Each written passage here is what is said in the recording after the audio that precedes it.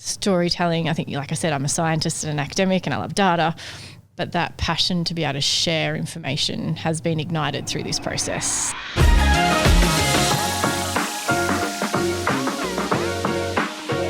Hello and welcome back to another episode of MVP, the Marketer's Most Valuable Perspective, a podcast by Dear Storyteller and State of Social. My name is Mike Drysdale. I am your host. I am the general manager of Dear Storyteller, and we are recording live at Optus Stadium at State of Social 2022.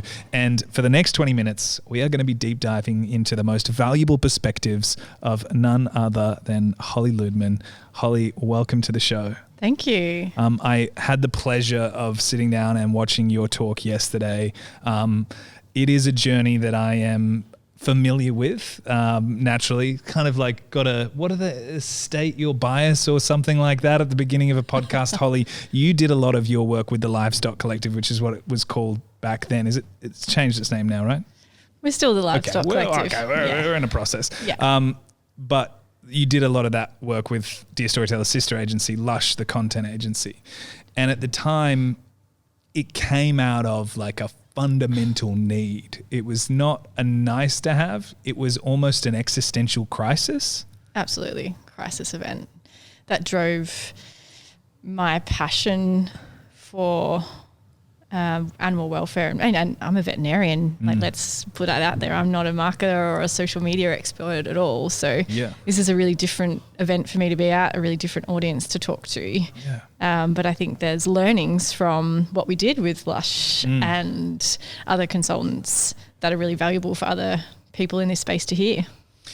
And something that strikes me about the kind of tact that you took with this from the get-go was that it was almost a little bit non-interventionalist in the sense that you may not naturally be a marketer or a branding person or a social media person or what have you, but you have managed to turn into a storyteller, and you have told the story of this Livestock Collective by turning on the cameras.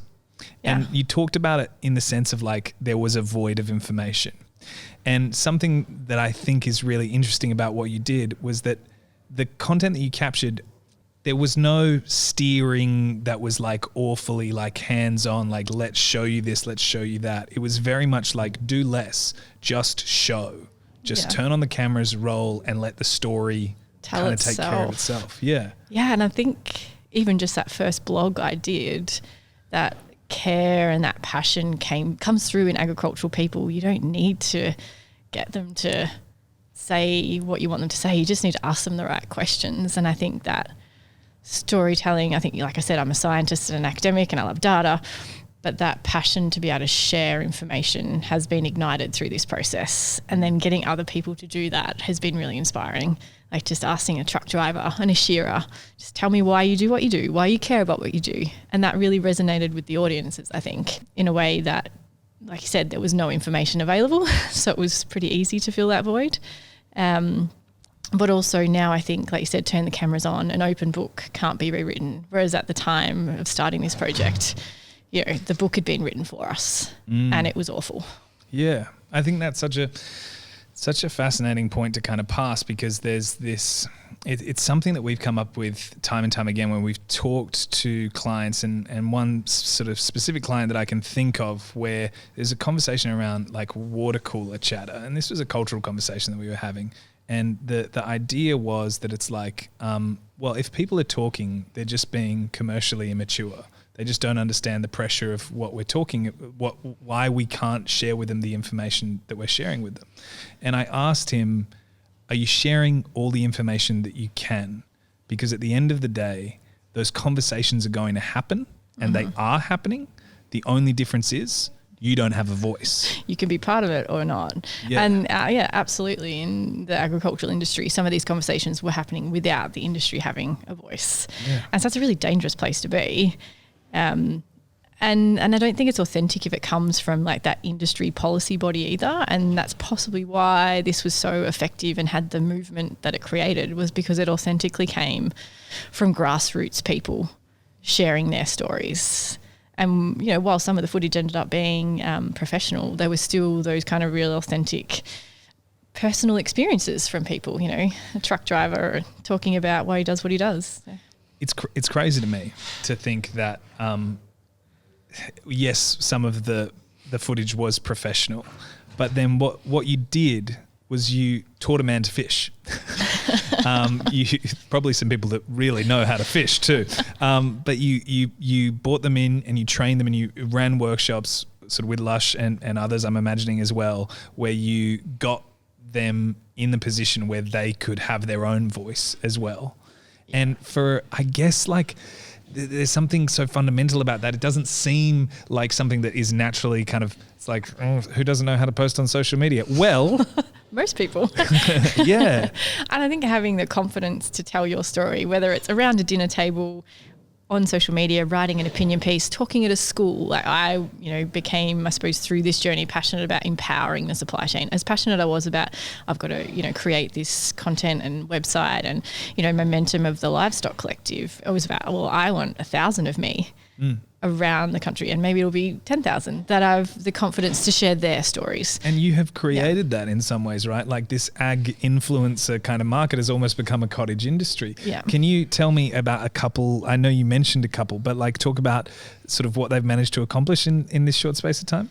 Yeah, there's a few, and I suppose we do the workshops, and a lot of them might be ag influencers or have great followings already, but someone like the cattleman's daughter, she's from a station up north and had a great following already, but giving her even more confidence, and that brand is beautiful. But she talks about tough things like living in rural regional Australia, mental health, and then there's some really fun people like Mandy Matthews, who has like hundreds of thousands of followers on TikTok and shows some really confronting footage, but it's confronting if you're not part of the ag industry. So like, seeing lambs being given birth to, seeing like everyday practice on farm, and just really normalizes it and makes it fun.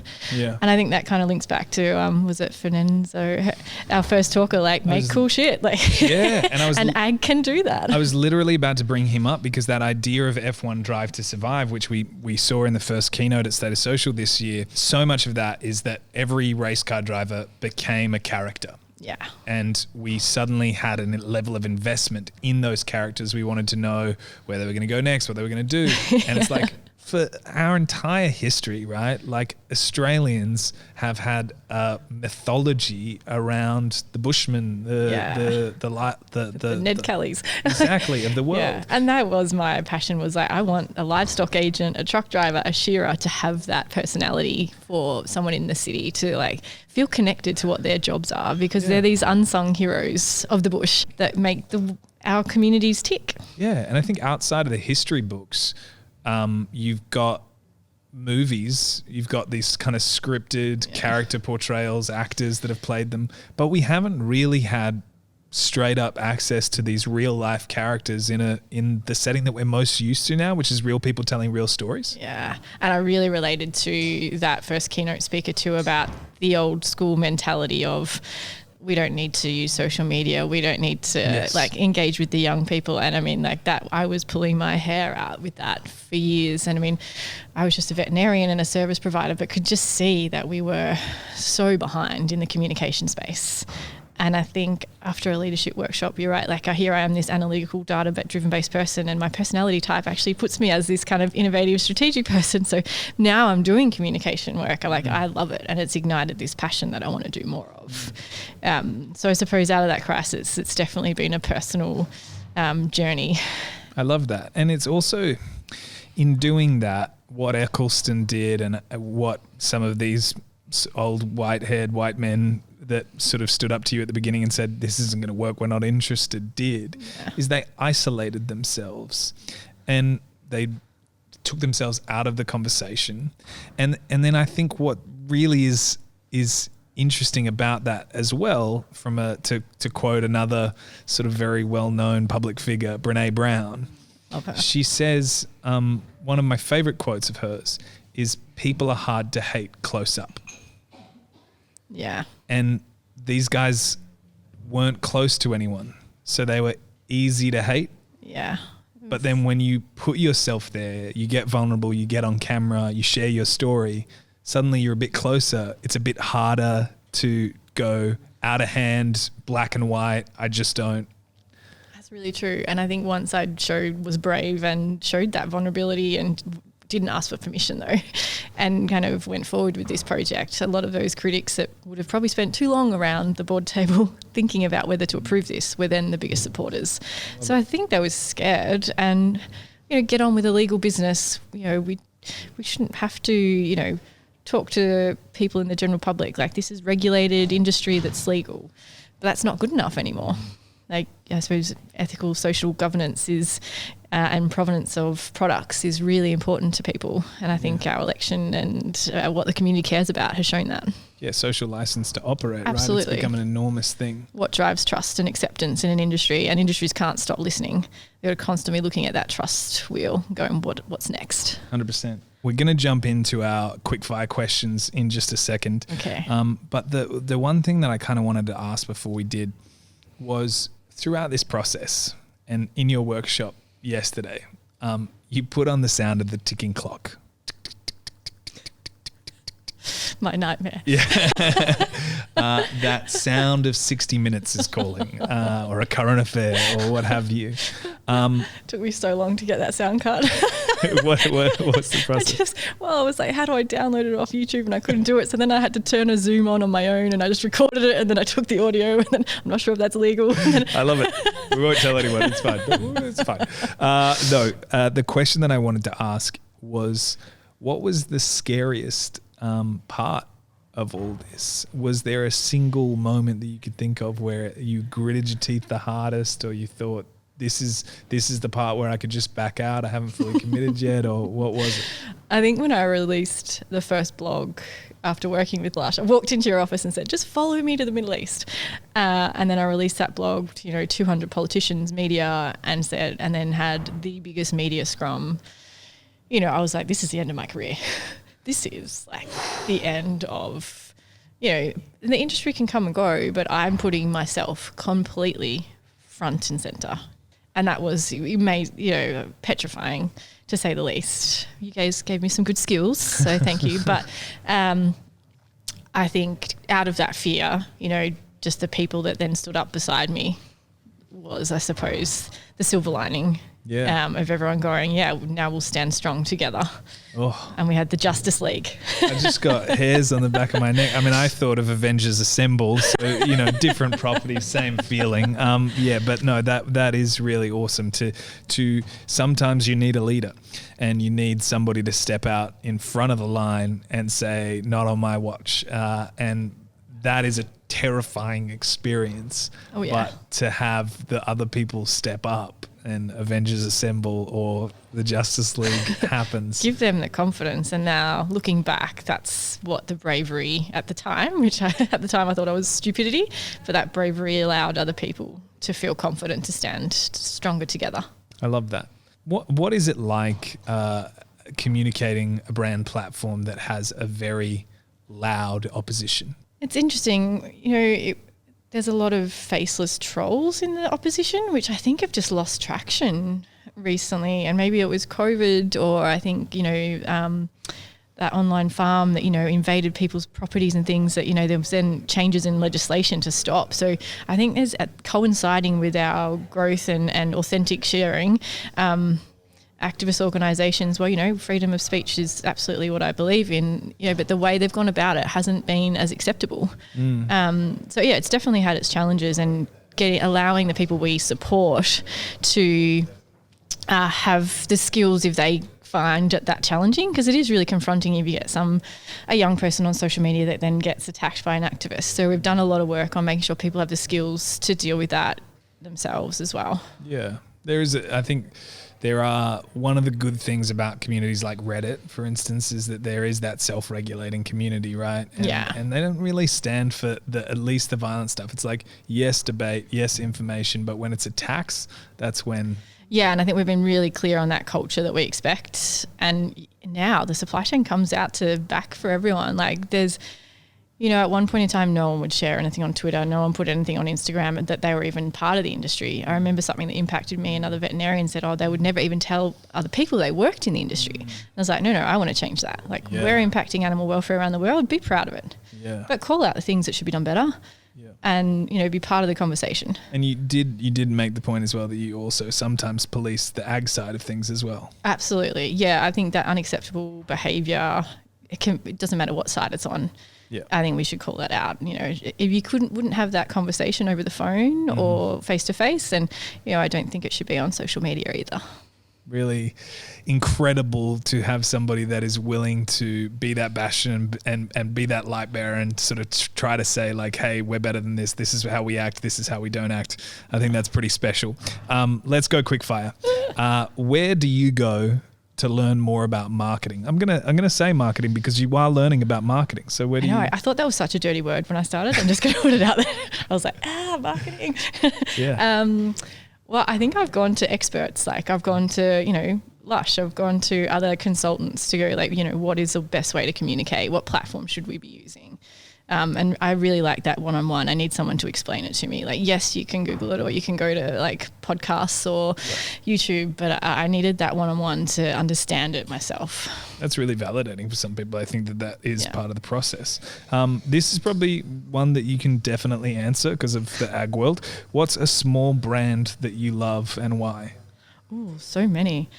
I want to go with the non-ag one. Yeah, you can go with the non-ag one. I love so many. I love Apple Tree Flat's a really fun one. She's a stock woman who's worked all over the world. She's vivacious and hilarious. So follow Feebed.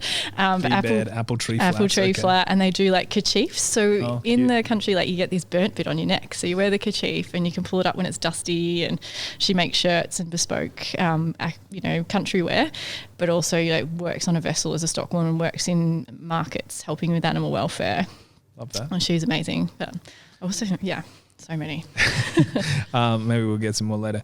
If you could spend 4 hours with any marketer or business person or, I don't know, I'm going to let you open it up to where your mind wanders.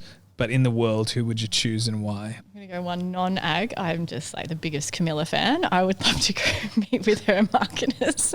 Wait, Camilla? The brand, the clothing brand. Okay, right. So you're just the marketers of Camilla. Yeah. Okay, yeah. Wow, I mean, that is a huge Australian clothing brand. I mean, no woman can have enough Camilla in their wardrobe. And this is completely off center from ag.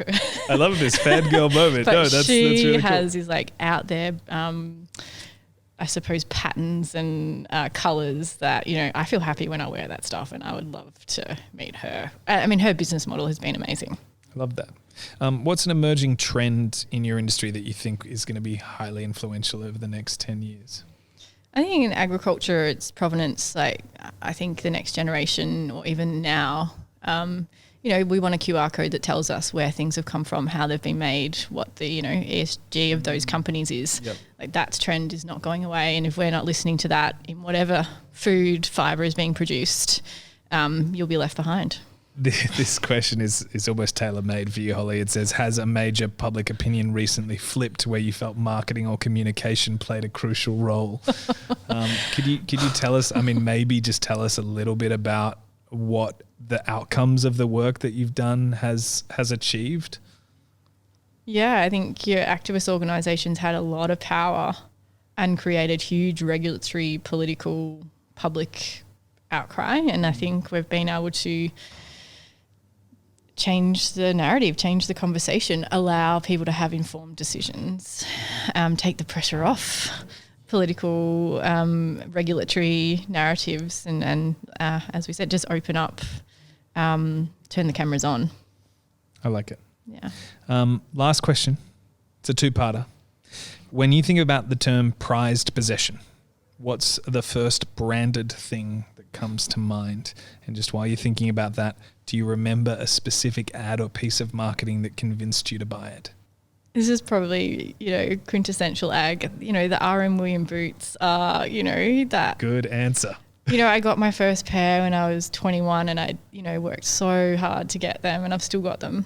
And I think, I know it's been bought out and, I'm glad that Forrest has brought it back to Australian owned. Twiggy's brought it back. But, that's a really romantic product. And I think it's just got a link to me to, my uncle in the shearing shed, dad wearing them. It's a really romantic memory. And there are those ads that R.M. Williams did that bring that nostalgic country feeling. What did you think about the one with Hugh just Starkers with just the R.M. Williams boots on? Did you like that one? I did, actually. I mean, yeah, they were trying to be a bit quirky and it worked. Yeah, yeah. It was classic. Yeah. I gotcha. Nothing but RMs. Holly, can you have enough pairs? That's the question. This has been an absolute joy. Thank you for joining us. I know that, as you said, I'm a vet, I'm a scientist, I'm an expert in these things. This is a new sort of space for me. I think you've handled yourself extremely well. I appreciate you being here and for telling your story. So thanks so much for joining us. Thanks for having me. That is all the time we have left for MVP, the marketer's most valuable perspective. Give us a 5-star rating or give us a rating and review on iTunes and Spotify. You choose what the rating is. And tune in next time that we join you for MVP, the marketer's most valuable podcast, a podcast perspective, a podcast by Status Social and Dear Storyteller. Thanks, guys. See you later.